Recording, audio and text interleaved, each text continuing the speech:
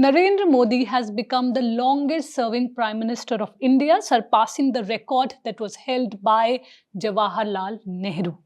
Well, beyond the numbers, what is the significance of all this? To discuss this and much more, we have with us Ram Madhav, who's the president of India Foundation and senior RSS and BJP leader. Well, sir, a lot has already been written about it. Much has been spoken about it.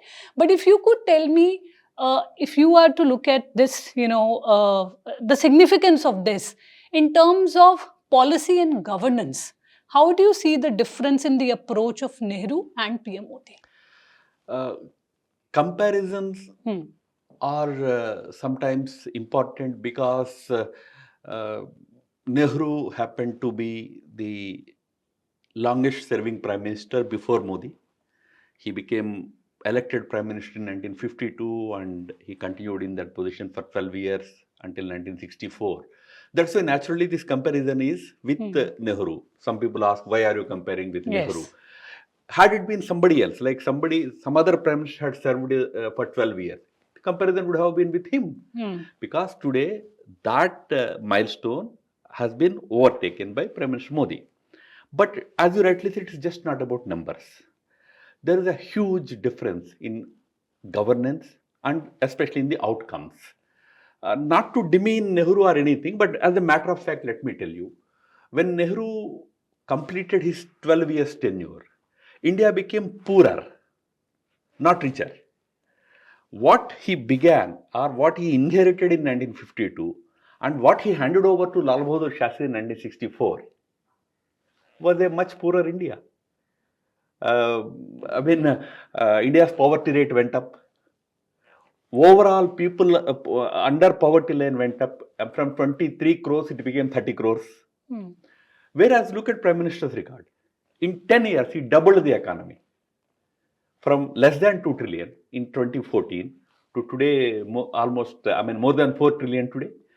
Double the size of economy. But more significant contribution, one must remember, is of course Nehru had to his credit certain contributions. For example, infrastructure is always credited to him. He built basic infrastructure in the country. That's what is said about Nehru, which is a fact. But which Prime Minister has not built infrastructure?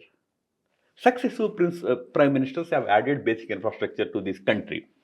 But what Modi did was, not just about physical infrastructure, that he did so much. I mean, the amount of roads that were built, the number of ports that were added, number of airports added, any infrastructure you take, so much has been added, but that has been done by all prime ministers.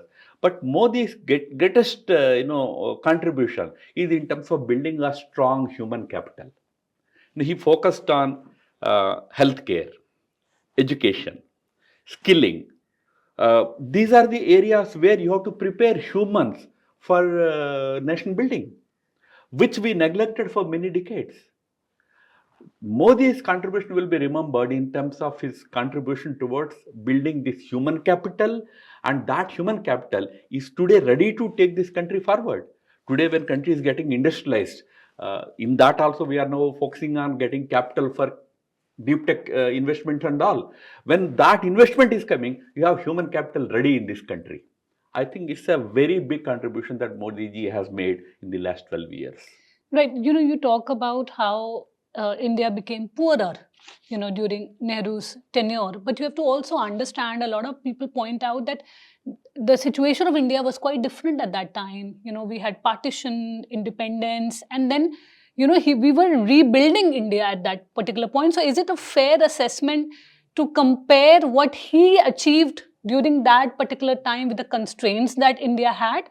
Absolutely. And now? Absolutely, because if you are rebuilding the nation, it should not become poorer. Making country poorer is not rebuilding.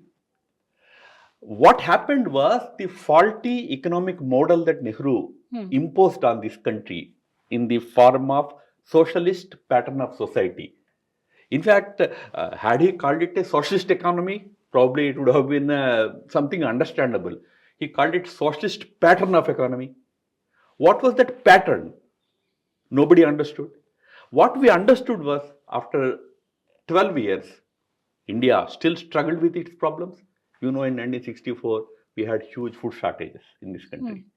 No, if one wants to say that that was nation building, making country poor is nation building, I at least don't agree with him. But that doesn't mean we are just criticizing for the sake of criticism. We are saying there were certain policies followed by Nehru which were faulty. This can be said about any leader. When you talk about Mao, don't you say that his policies were wrong? Similarly, in our country, when we talk about Nehru, at least we, on the other side of the political spectrum, we always held that initial years of independence, the economic policies that Nehru adopted were to the detriment of our country's interest, and data shows that it actually failed us. Right. But when Congress talks about the legacy of Jawaharlal Nehru, they also talk about the institutions that he built, whether it's the IITs, the IIMs. And, in today's context, it becomes all the more relevant because people are saying that under this government, we are not even able to conduct competitive examinations seamlessly. Today Telegram has been, a ban has been imposed on it for a few particular days because there are apprehension that there could be another paper leak. So, is this the way to address such, such important examinations? First of all, as I said earlier also, Nehru did build institutions. Nobody denies that. Nehru built Bhakra Nangal Dam. Nehru built IITs, as you rightly said. That is accepted, that is agreed. But I'm saying all prime ministers have added their own bit towards building infrastructure in the country. Take Modi ji's 12 years of government. From 6 to the number of IITs has become 23. We added 15, 16 new IITs. We have added new IIMs. We have added new AIMS institutions. So those institutions, all successive governments have constantly added to existing ones. Point was that the policies of the first decade were not to our expectation, or not in the interest of the country. That is why when 1990 came, Narasimha Rao government, in which Manmohan Singh was himself the finance minister, decided to discard Nehru's policies. Not we, not the BJP government. It was Congress government which decided that this Nehruvian model won't work. So that's why I said he built institutions. We are not denying. He built certain important physical institutions. He did his bit in the initial years of our independence. But when you compare him with what happened in the last 12 years, I would say what Modi ji has contributed is definitely much more significant. Right. The BJP often blames Nehru for its, the China wars, let's say, the relation with China. But if you look at in today's scenario also, we saw Doklam, we saw Galwan. So while the aggression still continues, so the scale might be different, but how has that changed? 1962 war was certainly a very big defeat for India, and not just BJP. Many impartial historians have attributed that defeat to certain amount of romantic approach of Nehru at that time. Certain mistakes were committed. As a result, we had to face a humiliating defeat. Not just defeat in the war, we lost a huge chunk of our territory. You can't say that anything like that has happened under Modi in the last 12 years. On the contrary, there is a very important strategic shift in the way we are now dealing with China. I can tell you. You mentioned about Doklam, or afterwards Galwan happened. From Doklam onwards, we now follow the policy of course, proactive diplomacy with China. Whenever there is a dispute, we diplomatically engage with them, but we stand very firm on the ground. That's a very big difference in our approach to tackling China. Not many people probably understood it. In Doklam, what happened, I would like to recall once again. Chinese have brought in their bulldozers, their earth-moving equipment, which was an illegal activity because the territory belonged to Bhutan, and there's a tri-junction. When Chinese come in, this tri-junction was moving downwards. So India said, we don't agree. It's affecting India also. So we moved our earth movers. We moved our bulldozers. We placed them right in front of them. First time it happened in the last 60 years. So we stood very firm on the ground. Same happened after Galwan. If you recall, after Galwan, when the Chinese moved their troops, we moved our troops. When the Chinese moved their aircraft, we moved our aircraft. They moved their tanks, we moved our tanks. We stood face to face. So the message now to to China is now clear that we believe in proactive diplomacy, but we will stand very strong on the ground also to protect every inch of our territory. This is a major shift in our China policy, which I think those who talk about previous experiences must appreciate, must understand. Right. I mentioned China, and in that context, I also want to talk about Operation Sindhur. Many had, said that it should have continued the way the Operation Sindhur was halted or paused. It shouldn't have been done in that manner. The role of US, why India did what it did. How now, looking back at it, what are your sort of thoughts Many on it? people look at Operation Sindhur as a war between India and Pakistan. Please remember, it was not a war between India and Pakistan. Okay. To say that suddenly you stopped. No. Operation Sindhur was stopped only after we achieved our strategic objective.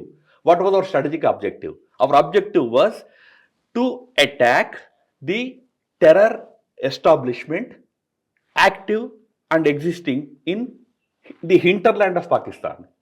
Hitherto, we went up to POK. But this time we decided, even after we destroying the post Pulwama, if you remember, post Pulwama, our forces went inside POK and destroyed the terror camps. Then they moved the terror camps into the hinterland, into the main Pakistani territory to Bahawalpur, which is almost 200 to 250 kilometers inside the territory.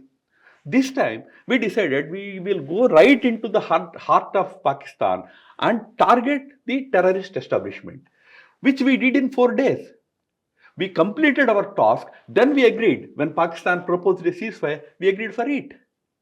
So where is the question of India prematurely stopping the war and all that? Because it was not a war. If it had been a war, probably things would have been different. We had a limited objective. Our army has very successfully achieved that objective. And then we stopped the operations. But we saw how, US President Trump took credit for it. He's the one, the news was in a way, if we say that who broke the news, it was him. Oh, true. So Trump has the habit of taking credit for things that are he doesn't deserve taking credit for it. He does so many such things for everything under the sun. That is his style of functioning. But our ministry, our government made it very clear that President Trump had no role whatsoever. For that matter, the US has had no direct role in that ceasefire. Advice anybody can give. Anybody who is friends with us can pick up the phone and give an advice. But even that, Trump never spoke with our Prime Minister during the period of those 4 or 5 days of that limited conflict. So for Trump or America to claim that they played a role is totally false. Right. There were a number of countries, that sort of openly came out and supported Pakistan. China was one of them. Why are we still then sort of befriending China?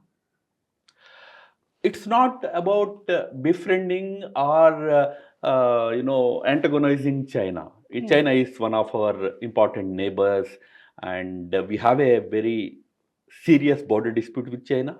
That's a known fact. But we also must understand that we have a strong bilateral trade relationship with China. India-China trade relationship is more than $150 billion. And let me tell you, as a matter of fact, if you exclude services sector, China is India's #1 trade partner, not US. Minus services sector, India-US trade is about 150 billion. China-India bilateral trade is 156 billion. So there is a trade relationship also that existed between our two countries. So there is an amount of give and take with China. But that doesn't mean we underplay or we ignore the major strategic challenge that China poses to us. So it's a difficult balance that we have to make. We have to be firm with China when it comes to India's strategic interests. I told you on that we are very firm. We are standing very firm on the ground. We are very proactive in diplomatically engaging with them also. But there are other areas where India and China have some kind of a trade relationship. That also is a reality of the day. And that relationship was not created by Modi. That has been there for many, many decades now. Right. We were talking about Trump. So if you remember from Madison Square, the program, you were closely associated with it in terms of organizing it, to that slogan, Ab ki baar Trump Sarkar. Today, how do you view India-US relations, especially in the context of, the meeting that is also set to take place between Trump and PM Modi in France? Look, we have to de-link India-US relations from India-Trump relations. This is one challenge not just India is facing, many countries in the world are facing. It is an issue between White House and governments in different countries. European Union is facing it. Australia is facing it. Many countries face a very tough situation when it comes to dealing with the White House in Washington, D.C. So, on India, US, don't give up on our pragmatism. What I'm saying is, this relationship has been built brick by brick over the last 25 years. Prime Minister Vajpayee went to US in 2000 and said that we are natural allies. We are natural friends. From then to today, successive governments, I'm not saying just Vajpayee and Modi, but in between, even Manmohan Singh government, they have done so much to strengthen this bilateral relationship. We invested so much. That's the reason why we today have more than $200 billion worth of bilateral trade happening between our countries. Not just trade, our technology dependence on each other is huge.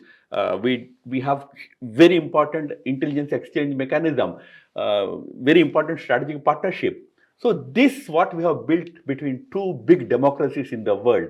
We should not simply assume that because Trump is saying something, we should just destroy it. No, but yes, Trump still is a challenge for India, not just for India, as I said, for many countries. We have to deal with that challenge carefully. I would say we all hear a lot about strategic autonomy. I would say what is required is strategic patience. So have strategic patience. Well, you use the word natural allies. Interestingly, RSS chief Mohan Bhagwat, he was also recounting an incident, and he said that, while US talks about being a natural ally to India, but it always keeps its interest first. So, whether it is about defense or military or any other field, these vested interest of US is always at the forefront, something which India should not, follow sort of that path.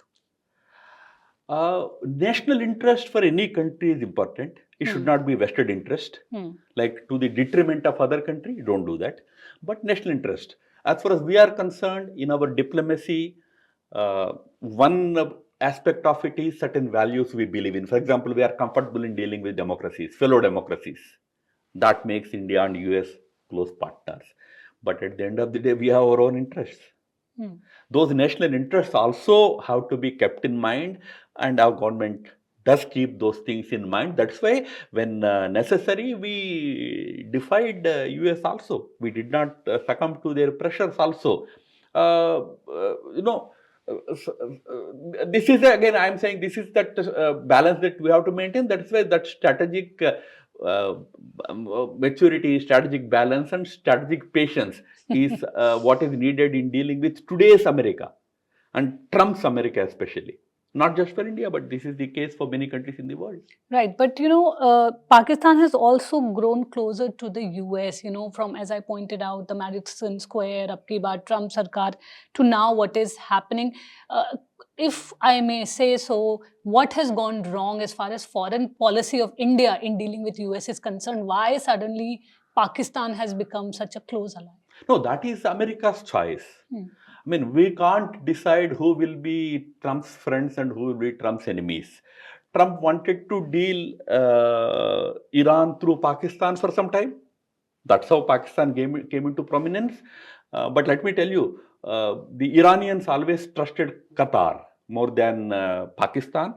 In fact, if you follow the statements that have come out from the Iranian government officials, like their foreign minister and all, after the deal was concluded, they gave entire credit for this deal to the Qataris. Although Pakistan is claiming a lot of credit, let it, because this deal is called Islamabad resolution, so they want to take some credit, but that is a choice that the US administration or President Trump has made. They did such things many times in the past. If you recall, when they were fighting against Al Qaeda, Pakistan was their ally, Musharraf was their ally. Musharraf was very close to the then administration, including President Bush and President Obama. That time also it was Pakistan, US. US for its own interest sometimes aligns with certain countries. That is their choice. We don't have to say. That doesn't mean we have made anything wrong. India-US ties are also equally strong, but in that we stand our ground very firmly. We don't kowtow to any other country. Right. If you talk about, we were talking about Pakistan, if we look at the statements that have come from RSS Chief Mohan Bhagwat or General Secretary of the RSS, they've said that dialogue should be, there should be scope of having a dialogue with Pakistan. And there was a lot of criticism from the opposition regarding this particular remark. But how do you see the challenges that are posed by Pakistan? Now, two things to remember. First of all, I have had personal discussion with the leaders that you mentioned. They never said there should be dialogue. They never said it. It was a very general kind of observation that there can be dialogue. But they were asked particularly about Pakistan. People-to-people level, there can always be dialogue. There can always happen at the people-to-people level. But they were very clear. Dattaji was very clear that India's strategic interests must be protected, whatever may be the price you have to pay in terms of dealing with Pakistan. He was very clear on that. Very journalistic suggestion he made that if, apart from that, if you want to deal at the people, well, that can happen. First. Number two, both Dattatreya and Sarsang Chalak Bhagwatji were clear that RSS does not have any separate foreign policy. Whatever government is doing in that given context is right, and at the moment, there is no scope for any such thing with government of Pakistan, because nothing has changed on ground in Pakistan after Pahalgam. Never. It has not changed in many years, several decades. But even after Pahalgam, even after Operation Sindhur, even after we went and destroyed their terror infrastructure also, there doesn't seem to be any real policy change in the establishment of Pakistan. So where is the question of engaging with Pakistan? Right. Well, I want to talk a little bit about trade. There's a lot of emphasis that is put on Swadeshi. But, many say that it has remained a slogan. Our, imports dependence has grown. Our exports are increasing. Our trade deficit is increasing. So what exactly is going wrong? Not exactly, not about going wrong, but what is it that we should do? What is it that we have to do to take our economy forward? To address that. Most important thing which Prime Minister has been repeatedly saying, and Swadeshi and all of us also want, is that India's internal economic strength has to grow, has to become much stronger. For that to happen, we need two things. One is capital, the other is technology. These two things can come from outside. Even Swadeshi never says capital should not come or technology should not come. On capital and technology, I think we are all open to the idea that we need to get them into India so that India can build a strong industry base, strong manufacturing base. When I say manufacturing, not just soaps and toothpastes.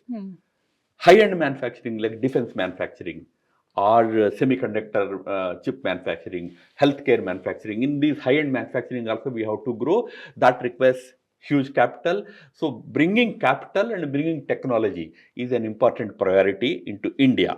Domestic capital also has to be invested. There are certain challenges in that area also. But most importantly, we should also be able to attract investments from all over the world. That's what Prime Minister is continuously doing. When he's going to Europe and entering into agreements, or today he was there together with the President Macron in Nice in France to inaugurate our startup summit there, innovation summit there. All that is to attract European investors to come and invest in India in deep tech areas, in heavy industry areas, and all that. In that, I don't think anybody has any objection. That is the way forward for India. India has to now invest heavily in industrialization, manufacturing, and in that, especially the deep tech areas, whether it is defense tech or space tech or semiconductors or artificial intelligence. In these areas, we need to invest more. That is where jobs are going to come in.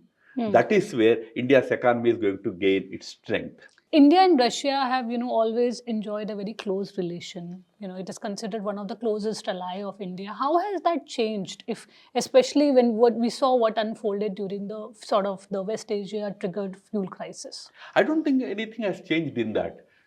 We endured certain pressures from Western powers, there is no doubt, but we did not succumb to those pressures. Our relationship with China is a very important relationship again. Like the US, relationship with US has been built over last 20-25 years.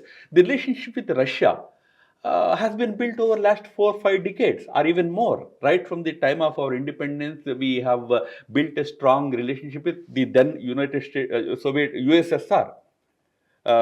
Subsequently, with Russia, that relationship continued. It's a very important relationship, trusted relationship. We both countries have enormous mutual trust, and we respect each other. Unlike the kind of situation we face today between US and India, where lack of respect is another big worrying factor. In terms of Russia, we enjoy great mutual respect. The leaders of our two countries enjoy great bonhomie between President Putin and Prime Minister Modi. There is a good friendship. So it's a very important relationship. We have constantly upheld that bilateral relationship with Russia. And today, take the energy scenario in our country.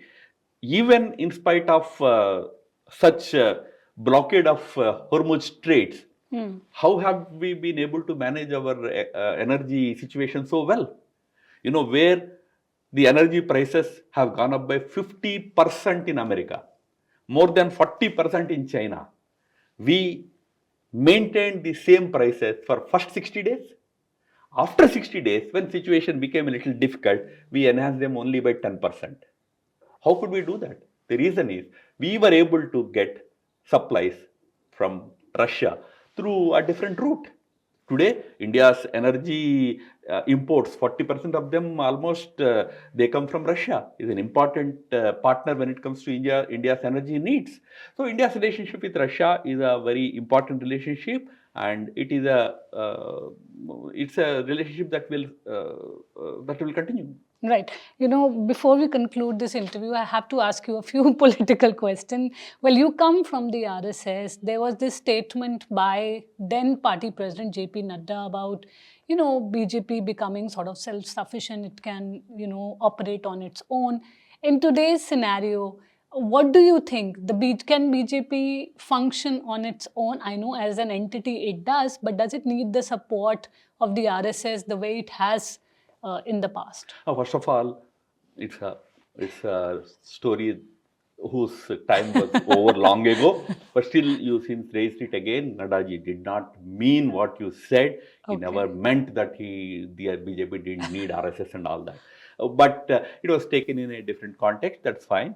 But the fact of the matter is, BJP functions on its own. It's an independent political party. It has its own institutional mechanisms which operate, but it has a very strong relationship with the Sangh Parivar in general, and the Rashtriya Swayamsevak Sangh happens to be the ideological mentor of the organization. That relationship will continue.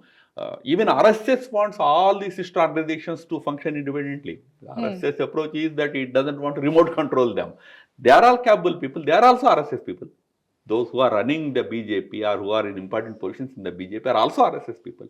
So I think that confusion no longer exists between who controls whom, whether who needs whom, and all that. It doesn't exist anymore. And one last question. Well, Mohan Bhagwat has already spoken on it, but you must have seen Priyank Kharge's letter that he wrote to Mohan Bhagwat talking about, why is there so much secrecy around the RSS? Who funds it? Where is the money coming from? Why is it not registered? How do you respond to that? It's all politics. We need more knowledgeable people in governments, definitely. Lack of mostly the ignorance and political interest. It's a very deadly cocktail. On one hand, you are ignorant, and on the other There's hand, no you need have to a register huge RSS? political this thing. All RSS related organizations are registered. All RSS schools are registered. All RSS run NGOs are registered. All RSS run organizations are registered. So RSS is a body of individuals who come together for the good of the society, good of our dharma, good of our culture, our civilization. And those individuals have been working for they don't come under the RTI, so to 100 speak. years. Every RSS, if RSS has a building, it's registered. They follow all the rules. RSS has an office in Delhi, big office. But it's run by a trust. The trust is duly registered. The trust follows all the government norms and rules. That's why I said you need a little knowledgeable people in the ministries, in the governments. Unfortunately, ignorants sit there and ask all sorts of questions. RSS as an organization, it is not an organization. It's a group. People come together and they are running it. There was never any such question that RSS should be registered. Neither the British asked it when RSS was started in 1925. In any case, even if British had asked, RSS was straight away rejected. And nor is the BJP asking. Nor the Congress ever asked. 1950 onwards, we had a Congress government in this country. Today, if some minister stands up and says, why were you not registered? He should be asking Jawaharlal Nehru. Let him go there and ask him. Why did you not ask RSS to register at that time? They all dealt with RSS. Lal Bahadur Shastri called the RSS chief for meetings when he was Prime Minister. They all dealt with RSS. Indira Gandhi imposed emergency on RSS. Even she didn't ask. Because they all know that RSS is not an organization in the form of an organization that we understand. It's just a group of people coming together. So I think this whole debate is just politically motivated. No sense to that. So today's Congress is not able to understand that? Not today's Congress, at least those individuals are not able to understand. Well, thank you so much for your time, sir. This is Neelam Pandey reporting for The Print.